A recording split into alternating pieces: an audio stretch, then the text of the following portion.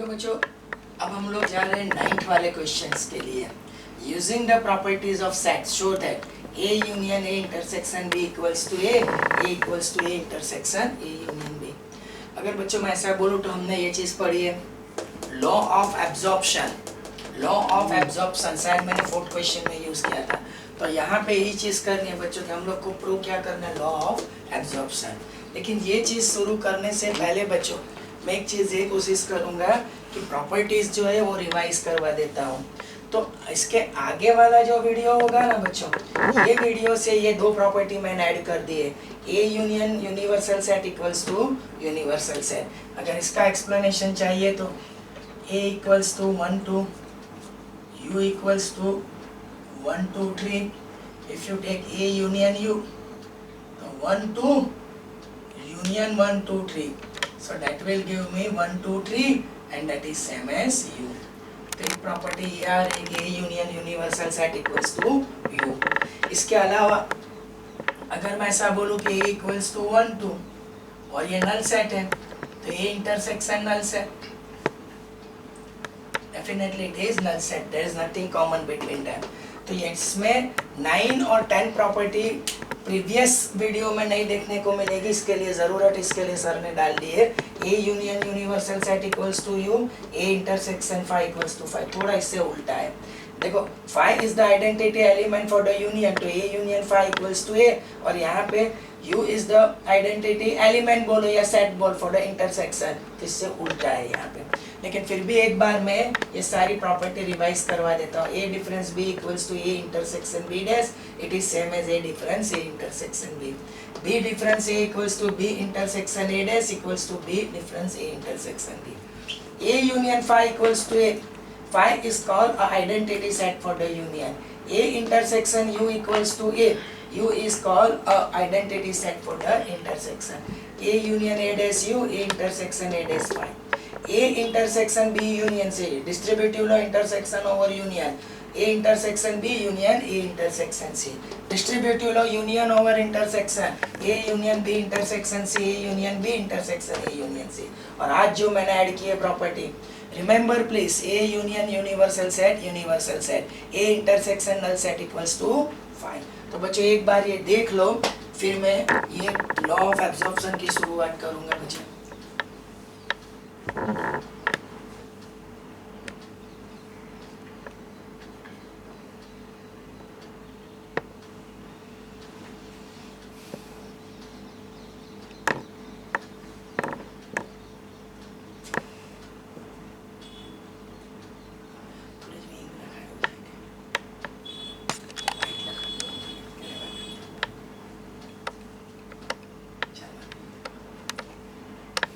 बराबर ये प्रॉपर्टी देख लो बच्चों, थोड़ा मेमोराइज कर लो एक बार, चाहे तो फिर से लिख लो अपने रजिस्टर में, फिर हम लोग आगे बढ़ने की कोशिश करेंगे।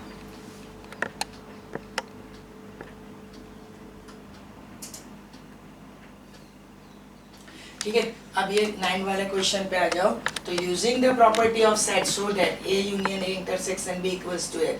लॉ ऑफ एब्जॉर्प्शन, कौन सा सेट एब्जॉर्ब हो रहा है, बी, किसके लिए, ए के लिए है, union over intersection. Second law of absorption, set be absorb हो रहा है इंटरसेक्शन ओवर यूनियन। हम लोग यूनियन ओवर इंटरसेक्शन के लिए प्रूफ देने की कोशिश कर रहे हैं बच्चों। तो यहाँ पे मैं क्या लिखने की कोशिश करूंगा, सबसे पहले यहाँ पे मैं क्या लिखने की कोशिश करूंगा, तो A equals to A intersection U। A equals to मैं क्या लिखूंगा, A intersection U। I hope आप लोग समझ रहे हो। हाँ, यहाँ पे आर्ग्यूमेंट में क्या आएगा, तो U is identity set for the intersection। देखो अब जो स्टेप है बच्चे ऐसा सोचें, यहाँ पे ऐसा है कि हर एक स्टेप के ऊपर आप लोग सोच सकते हो कि सर मेरे को कैसे पता चले, बट ये सारी चीज़ ऐसी है कि सर नहीं पढ़ाते हैं तो भी तकलीफ है, क्लासरूम में भी होगा तो भी सेम सिचुएशन होगी। तो थोड़ा दिमाग में रखना है और प्रैक्टिस करनी है। जैसे जैसे हम लोग आगे चलेंगे तो इसके प्रैक्टिस के सब भी मिलेंगे और ज़रूर मैं ग्रुप में सॉल्यूशन भी डालूंगा। तो just don't worry about this. देखो इसके बाद वाला जो स्टेप है उससे भी ज़्यादा लॉजिकल है।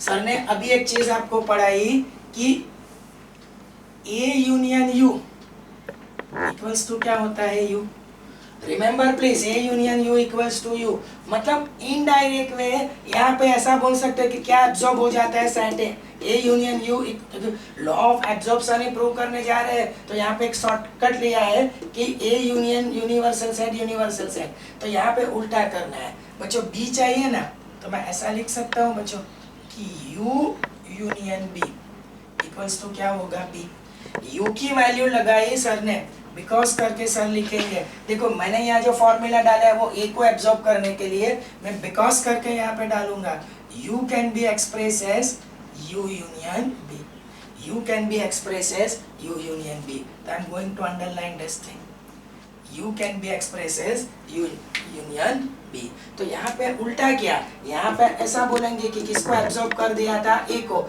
तो यहाँ पे यू से मैंने एक्सपोज किया बी को, यहाँ पे एब्जॉर्ब वाली बात है, मैंने उल्टा किया, यू की वैल्यू से किसको एक्सपोज किया है बी को, क्योंकि कुछ भी करके बी चाहिए मेरे को बच्चों। अब आगे बढ़ने के लिए डिस्ट्रीब्यूटिव लॉ, तो A intersection U union A intersection B, देखो distributive law intersection over union, A intersection U union A intersection B, sir यहाँ पे बिकॉज करके सिर्फ इतना लिख सकते हैं कि डिस्ट्रीब्यूटिव लॉ हाँ बच्चों आपके पास अगर स्पेस है तो आप लोग लिख सकते हो intersection over union, distributive law intersection over union, A intersection U union B, तो distributive law A intersection U मतलब intersection over union, A intersection U union A intersection B.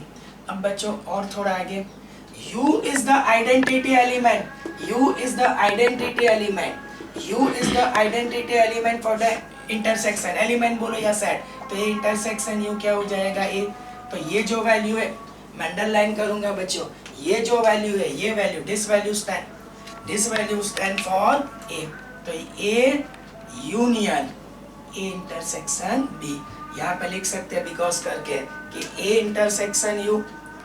Intersection U equals to A, U is identity element for intersection. तो वैसे तो बच्चों 3 step में ये चीज खत्म हो गई, जैसे कि पर तीनों स्टेप बहुत ज्यादा लॉजिकल थे। मैंने लॉ ऑफ एब्जॉर्प्शन किसके लिए प्रूव करके दिखाया, सेट ए के लिए, लेकिन क्या कंडीशन थी तो कि यूनियन ओवर इंटरसेक्शन। देखो यहाँ पे सर पहले एक बार रिपीट करेंगे, ये स्ट्राइक होना बहुत जरूरी है कि A equals to A intersection U, U A intersection U is the identity element या तो set for the intersection A intersection U. अब मैंने ये फॉर्मूला लिखा है कि A union U equals to U, तो यहाँ पे मैं यहाँ पे कौन सा सेट एब्जॉर्ब कर रहे हैं यू के थ्रू, यूनिवर्सल के थ्रू ए, तो यहाँ पे मैंने एक्सपोज किया बी को, U can be express as U union B, very simple. After that distributive law intersection over union A intersection U union A intersection B.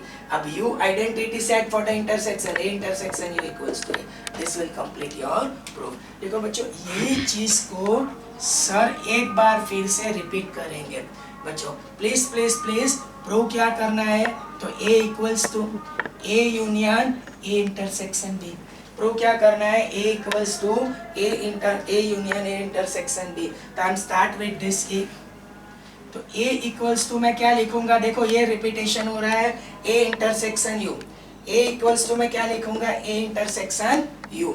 अब मैं आर्गुमेंट तो ऊपर लिखा है, इसके लिए सर रिपीट नहीं करेंगे, लेकिन यहाँ पे सेट बी को एक्सपोज करना है, तो one can write over U can be express as U union B, U union B वापिस क्या हो जाएगा यू। अब डिस्ट्रीब्यूटिव लॉ डालो, इंटरसेक्शन ओवर यूनियन, तो A intersection U union A intersection B. अब ए इंटरसेक्शन यू क्या होगा, A this is same as A intersection B, तो this will complete your proof. देख लो एक बार बच्चों, पर मैं चाहता हूं कि इसको कंप्लीट करने से पहले मैं एक दूसरा जो लॉ ऑफ एब्जॉर्प्शन है वो भी मैं खत्म करवा देता हूं, फिर आप लोग उसको ठीक से देख लेना। सेकेंड वाला भी सेट ए के लिए A equals to now A intersection A union B. Set जो फर्स्ट था वो लॉ ऑफ एब्जॉर्प्शन ए के लिए था, लेकिन यूनियन ओवर इंटरसेक्शन। सेकेंड वाला जो है वो लॉ ऑफ एब्जॉर्प्शन ए के लिए, लेकिन अब हो जाएगा इंटरसेक्शन ओवर यूनियन। तो बच्चों शुरुआत हम लोग यहाँ से करेंगे, ए इक्वल्स टू या तो फिर ऐसा करो, ये पहले देख लो, पहले ये देख लो, फिर मैं इसके ऊपर जाऊंगा बच्चों please.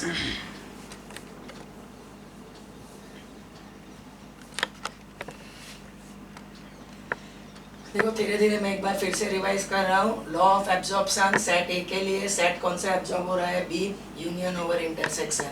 Start with A equals to.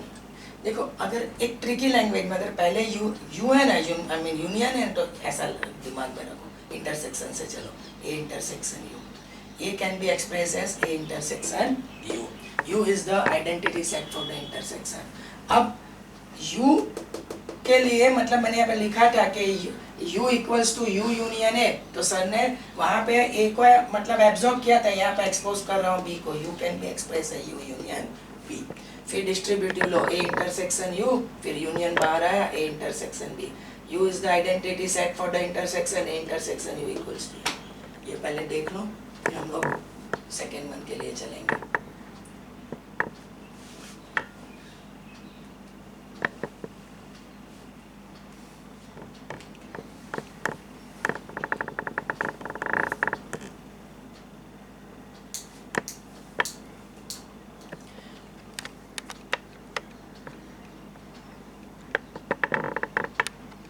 देखो सेकेंड में क्या है, law of absorption for the set A, set be absorb हो रहा है लेकिन इंटरसेक्शन ओवर यूनियन। तो सर ने यहाँ पे कंपैरिजन में बोला था ट्रिकी लैंग्वेज में, यूनियन ओवर इंटरसेक्शन, शुरू कहाँ से करो, इंटरसेक्शन से, तो यहाँ से शुरू, इंटरसेक्शन पहले तो यूनियन से, तो this A can be express as A union phi, A can be express as A union phi. हाँ यहाँ पे आर्ग्यूमेंट जो आएगा, यहाँ पे जो आर्ग्यूमेंट आएगा वो क्या होगा, तो phi is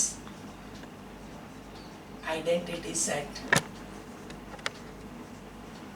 for the union।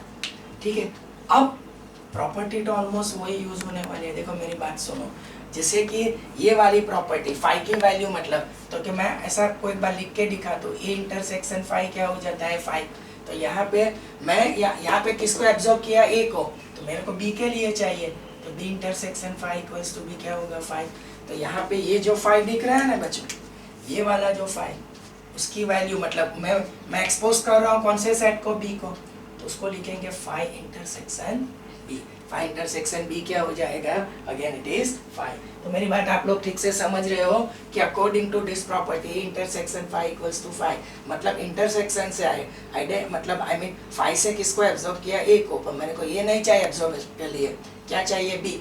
Absorb के लिए ए नहीं चाहिए, क्या चाहिए, B. So 5 can be express as 5 intersection B, और क्योंकि बी को इंट्रोड्यूस करना था, तो अब बच्चों यहाँ पे बिकॉज करके मेरा आर्ग्यूमेंट क्या होगा, तो बिकॉज करके यहाँ पे होगा कि 5 can be express as 5 intersection B. जैसे यहाँ पे उल्टा था, यहाँ पे u can be express as u union B, वहाँ पे इंटरसेक्शन चल रहा है, यहाँ पे क्या चल रहा है, यूनियन। ठीक है, तो ये अकॉर्डिंग टू दिस, अब दोनों में एक चीज कॉमन है, डिस्ट्रीब्यूटिव लॉ, लेकिन यहाँ पे था इंटरसेक्शन ओवर यूनियन, यहाँ पे यूनियन ओवर इंटरसेक्शन, तो A union 5 intersection A union B. अब बच्चों 5 is the identity set for the union, तो 5 is the identity set for the union, यहाँ पे क्या था, u is the identity set, इसके बाद जो आया था u is the identity set for the मतलब इंटरसेक्शन, तो 5 is the identity set for the union, तो ये यूनियन 5 क्या होगा ये, तो this will complete your proof. यहाँ पे एक आर्ग्यूमेंट डिस्ट्रीब्यूटिव लॉ,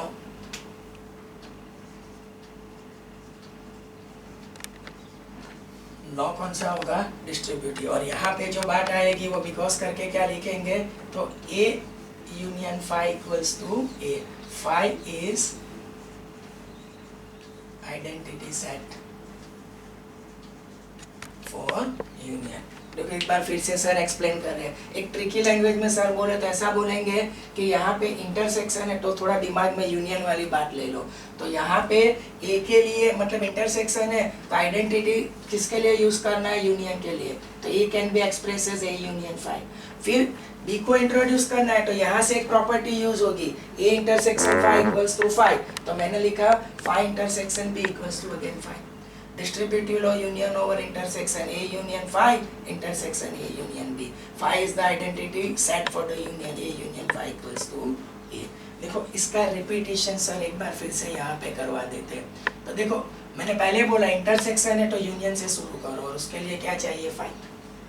अब थोड़ा इससे उल्टा ही है बच्चों, अब फाई की वैल्यू कैसे निकालेंगे, तो phi can be express as phi intersection B. Distributive law union over intersection, तो A union phi intersection A union B. अब A union phi use phi is the identity set for the union, तो यहाँ पे हो जाएगा ये complete your proof. देखो बच्चों थोड़ी अगर हम लोग बात करें तो यूनियन ओवर इंटरसेक्शन से किससे चलना है, यूनिवर्सल से, तो इंटरसेक्शन ओवर यूनियन से किससे चलना है, फाई से। यहाँ पे यू की वैल्यू, यू से क्या यूज करेंगे, तो यू यूनियन बी, तो यहाँ पे फाई से फाई इंटरसेक्शन बी। यहाँ पे distributive law intersection over union, यहाँ पे यूनियन ओवर इंटरसेक्शन। यहाँ पे U is the identity set for intersection, यहाँ पे phi is the identity set for the union. बाकी आप लोग देख लो।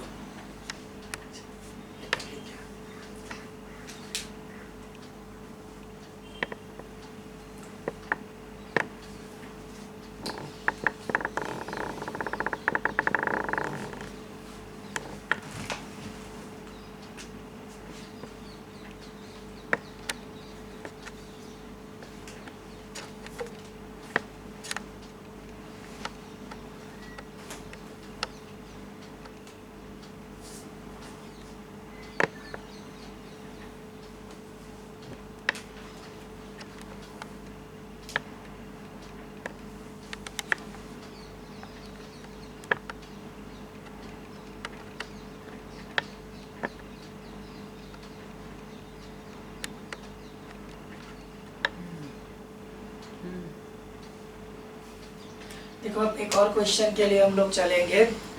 तो क्वेश्चन नंबर होगा बच्चों, जरा देख लेना, अगर इसको भी मैं प्रैक्टिस तो करवाऊंगा बट लॉजिकली है बच्चों, करवाना भी बहुत ज़रूरी है। इसके लिए मैंने मतलब थोड़ा टाइम लेके थोड़ा रुक के ये सारी चीज़ करवाई है, प्लीज़।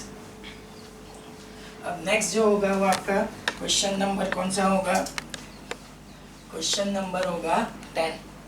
तो क्वेश्चन नंबर 10 क्या है कि शो दैट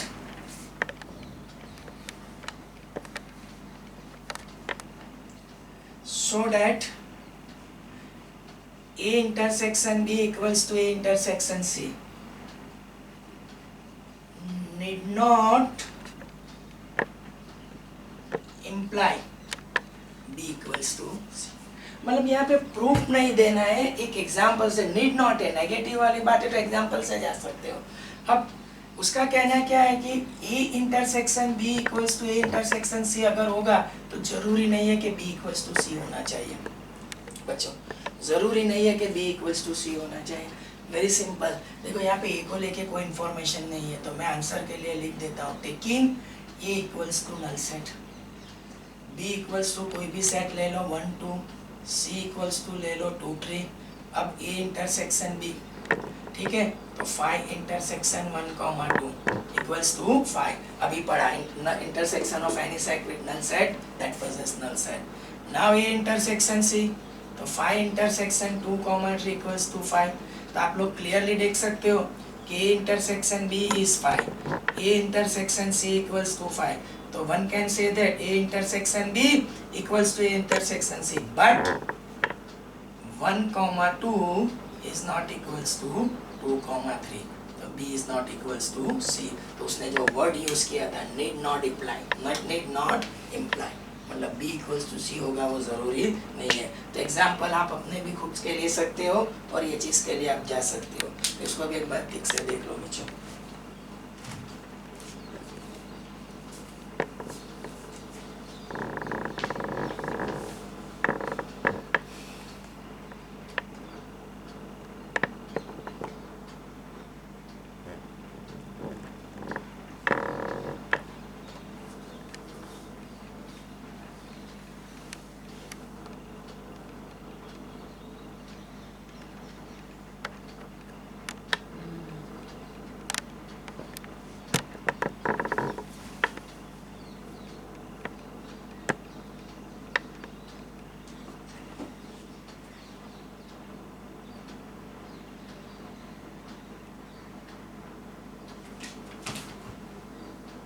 चलो आगे बढ़ते हैं। तो नेक्स्ट जो होगा वो क्वेश्चन नंबर होगा 11। Question number 11। तो question number 11, let a and b, let a comma b be sets a intersection x equals to b intersection x equals to phi, and a union x equals to b union x for some set x, for some set x. Hello, hello, बोल चुके हैं।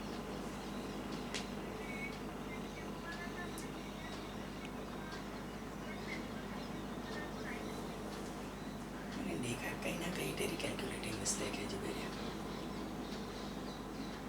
अच्छा तू comfortable है? अभी आधे घंटे के बाद मैं कॉल करूँगा। तुम लोग का ही वीडियो शूट चल रहा है, वो साइड के बोल पीछे के क्वेश्चन। नहीं इट्स ओके, नॉट से एवरी टाइम सॉरी, चलेगा। बट तू कंफर्टेबल है, हाफ आवर्स के बाद मैं कॉल करूँगा तो कोई प्रॉब्लम नहीं ना बेटा, है ना? तो मैं कॉल करूँगा। क्लास तो नहीं ना कि वो सर या डबे सर किसी का? तो ठीक है, मैं तेरे को 6:30 के आसपास करता हूँ, ठीक है ना?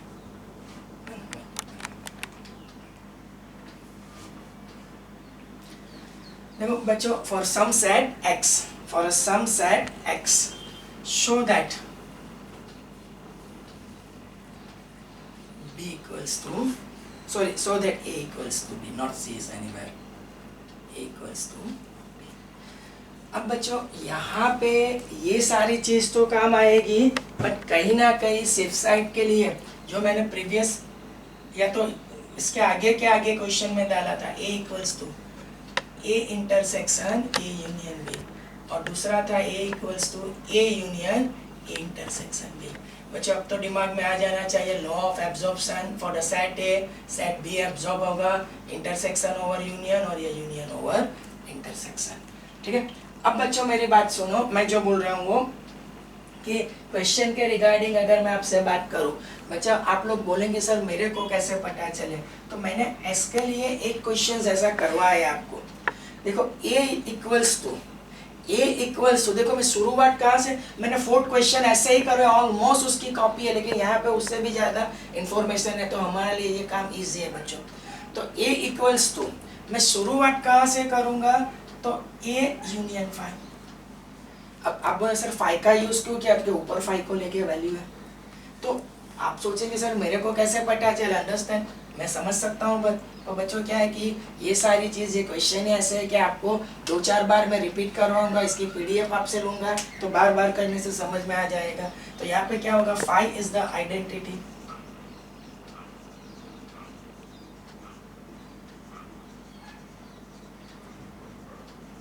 फॉर द यूनियन, ठीक है। अब मैं ऐसा लिखने के पीछे मेरा लॉजिक मतलब बहुत क्लियर था बच्चों कि फाई को यूज करना है। फाई की वैल्यू आप लोग a इंटरसेक्शन x डाल सकते हो या तो b इंटरसेक्शन x। तो बच्चों b के ऊपर जाना है तो a इंटरसेक्शन x से तो कोई फायदा है ही नहीं, so I am going to write phi equals to b intersection x। Phi equals to मैं क्या लिखूंगा, b intersection x। a intersection x भी पॉसिबल, लेकिन जाना b के ऊपर है, तो b intersection x is more comfortable, तो बिकॉज करके लिखेंगे phi equals to b intersection x। अब यूजुअल बात है बच्चों, union over intersection distributive law, तो A union B intersection A union x। तो यहाँ पे जो आर्ग्यूमेंट आएगा वो होगा डिस्ट्रीब्यूटिव लॉ।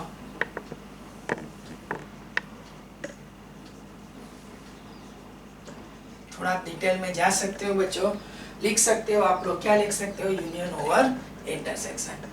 अब आगे बढ़ने के लिए A यूनियन x से हम लोग क्या लिखेंगे, B union x, because union का भी तो यूज करना है। तो ये सेकेंड कंडीशन है, क्योंकि B को कहीं से हम लोग को इंट्रोड्यूस करना है। तो अब मैं लिखूंगा because A union x equals to B union x। अब बच्चों जहाँ तक मैं समझ रहा हूँ वहाँ तक आगे बढ़ने के लिए थोड़ी बहुत प्लानिंग हमारे पास रेडी हो जानी चाहिए। A यूनियन B को लिखेंगे B union A intersection B union x, यहाँ पे रीजन होगा A union B equals to B union A, commutative law.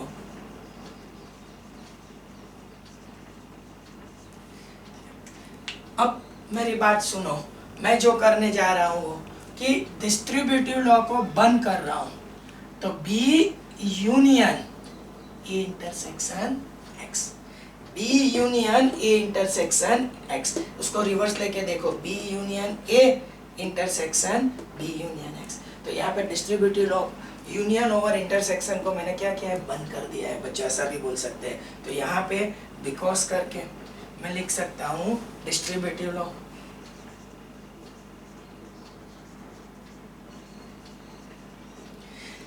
ठीक है बच्चों। अब मेरी बात सुनो कि ए इंटरसेक्शन एक्स, देखो मैंने यूज नहीं किया है, ए मैंने यहाँ पे एक चीज यूज नहीं किया, तो ए इंटरसेक्शन एक्स, उसकी वैल्यू क्या हो जाएगी 5, ए इंटरसेक्शन एक्स की वैल्यू क्या होगी 5 हाइपोथेसिस में, ठीक है।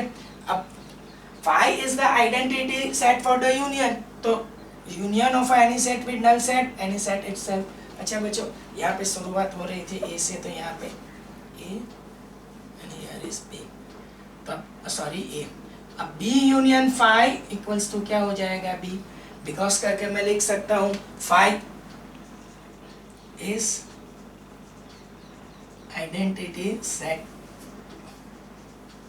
फॉर यूनियन, तो this will complete A equals to B. अब बच्चों मेरी बात सुनो, मैं जो बोलने की ट्राई कर रहा हूँ वो कि सबसे पहले मैं इसको ही रिपीट करवा रहा हूँ। देखो मेरे पास था क्या, एक्चुअली मेरे पास देखा जाए तो 3 सेट थे, like A B and x.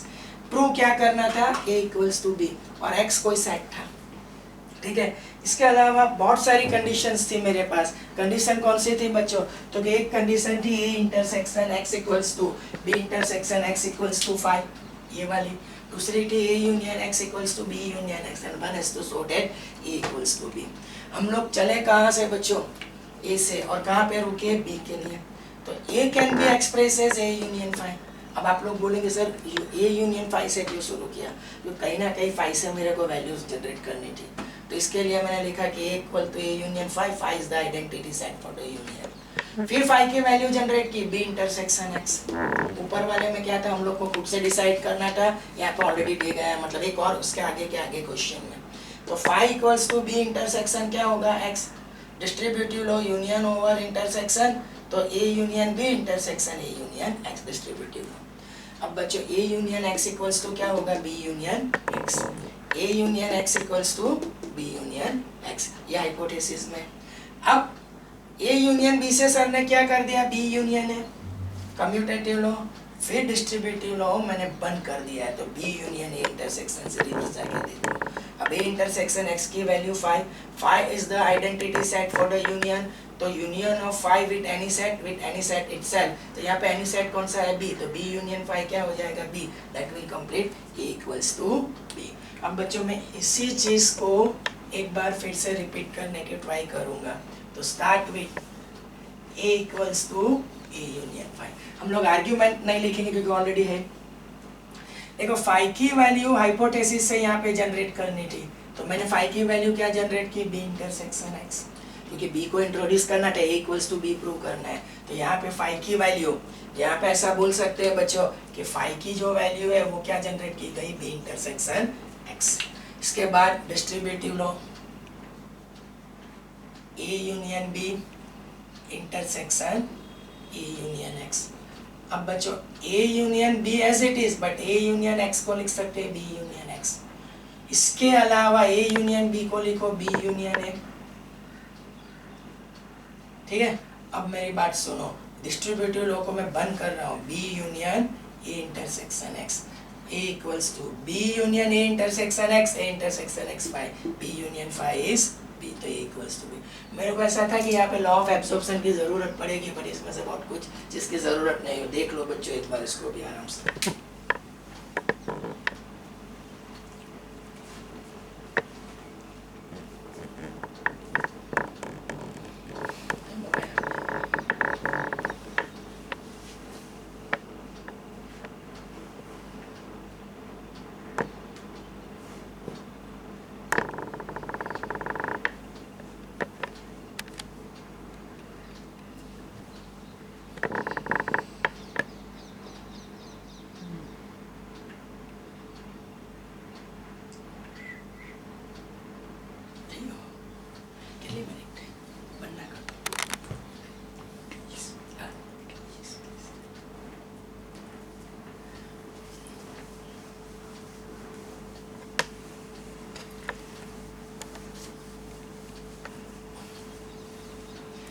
देखो अब हम लोग जाएंगे बच्चों, क्वेश्चन नंबर होगा हमारा 12। क्वेश्चन नंबर कौन सा होगा? 12। तो क्वेश्चन नंबर 12 क्या बोल रहा है कि find a set A B C, find a set A comma B comma C such that A intersection B is comma B intersection C, C intersection A are non empty, are non empty. मतलब मैं अगर मेरी language में लिखूँ तो A intersection B is not equals to 5, B intersection C not equals to 5, C intersection A not equals to 5। But उसका कहना क्या है? A intersection B intersection C equals to 5। अब बच्चों ऐसा इसमें ऐसा तो कुछ है नहीं बड़ी बात, मैं ऐसा बोलूँ तो भी चलेगा। मतलब मेरे कहने का मतलब कि कोई मैं रैंडम एग्जांपल सिलेक्ट कर लेता है, A equals to A comma B, B equals to B comma C and C equals to A comma B.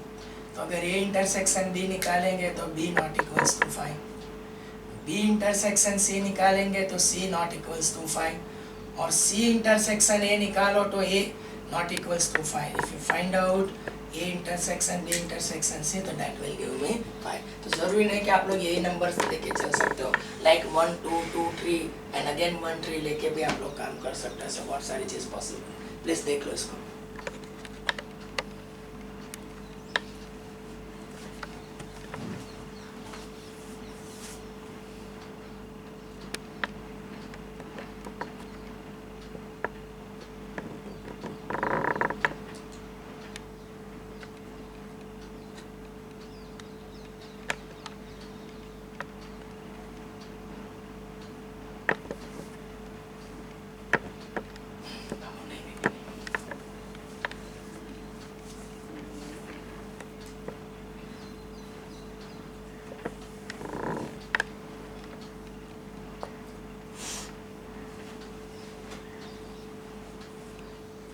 देखो अब हम लोग जा रहे हैं 13 वाला क्वेश्चन। अब ऐसा समझ के चलो कि आपका जो टफ पोर्शन था, जो 6-8 क्वेश्चंस थे ये लेसन से, वो खत्म हो गए हैं।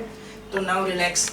Question number 13, in a survey of 600 student. देखो अब ये हमने ऑलरेडी ऐसे क्वेश्चंस किए, तो n of u equals to 600, 150 student were found to be taking T.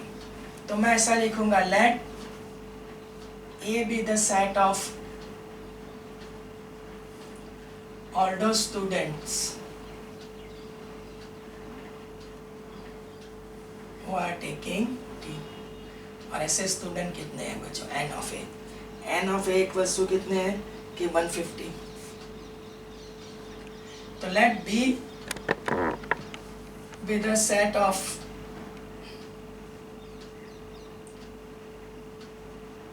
all those students who are taking coffee। तो n of b कितना है बच्चों? देखो 150 were taking tea, 225 taking coffee। तो कितने स्टूडेंट ऐसे हैं? मतलब 100 were taking tea as well as coffee। तो क्वेश्चन क्या है कि find how many student were taking neither tea nor coffee। हाँ थोड़ा डिफरेंट तो है बच्चों, पर आराम से हो जाएगा। पहले n of a union b निकालो। बच्चों इसका मीनिंग क्या होगा? The n of a union b मतलब set of all those student they are taking at least one kind of drink, या तो टी या तो कॉफी या तो बोथ, टी या तो कॉफी या तो बोथ। तो मैं निकालूंगा n of a union b। अब n ऑफ a मेरे पास कितना है? 150, दिस इज 225 माइनस 100। तो ये कितना होगा? 225 माइनस 100, 125 प्लस 150।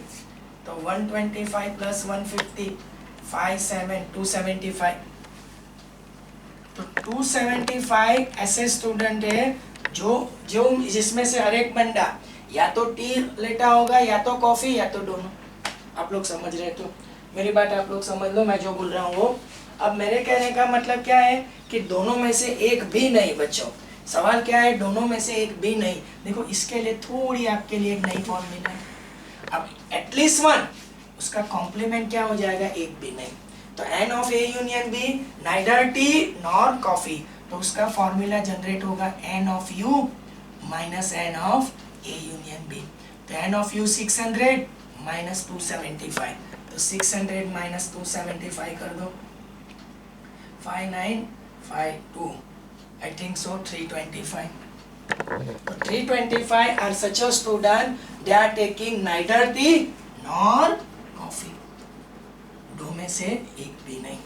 आप लोग समझिए, मतलब A यूनियन B निकालो, दोनों में से एक भी नहीं, तो A union B hold S, उसका फॉर्मूला दिमाग में ले लो, n of U minus n of A union B, दो में से एक भी नहीं। ठीक है, अभी मैं थोड़ा टाइम देने वाला हूँ, हम लोग क्वेश्चन नंबर 14 के लिए मूव हो जाते हैं बच्चे।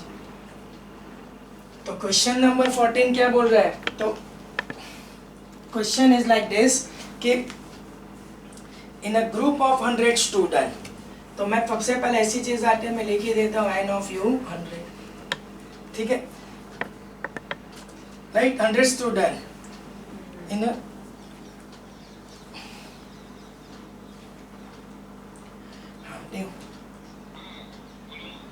एक 5 मिनट रहने में रिंग करूँ ना बेटा, मेरा फोन पिक कर से 5 मिनट में हाथ बस चल लो सबसे। By the way n of U 100, अब उसने लिखा है कि in a group of student, 100 student no Hindi, I am sorry, तो n ऑफ A 100। अब बच्चों आप लोग यहाँ पे लिखना, मैं थोड़ा शॉर्ट में लिख के जा रहा हूँ, आप लोग ऐसा मत लिखना, let A be the set of all those student who knows Hindi. T के लिए चलते हैं, तो 150 स्टूडेंट नो इंग्लिश, तो ये किसके लिए हो जाएगा, इंग्लिश। आप लोग थोड़ा डिटेल में लिखना, let B be the set of all those student who know Hindi, ठीक है। अब उसने बोला 25 स्टूडेंट बोट, तो ये इंटरसेक्शन B क्या हो जाएगा, 25। Each student knows either Hindi और English, how many student are there in group. अब इसमें से हर एक बंदा, अगर आप लोगों को डिटेल में जाना है, तो n of U equals to n of A union B equals to n of A plus n of B minus n of A intersection B। तो अब n of A union B करके हम लोग लिखेंगे 100 प्लस 50 माइनस 125, तो मैं इसको लिखूंगा 125। तो ग्रुप में कितने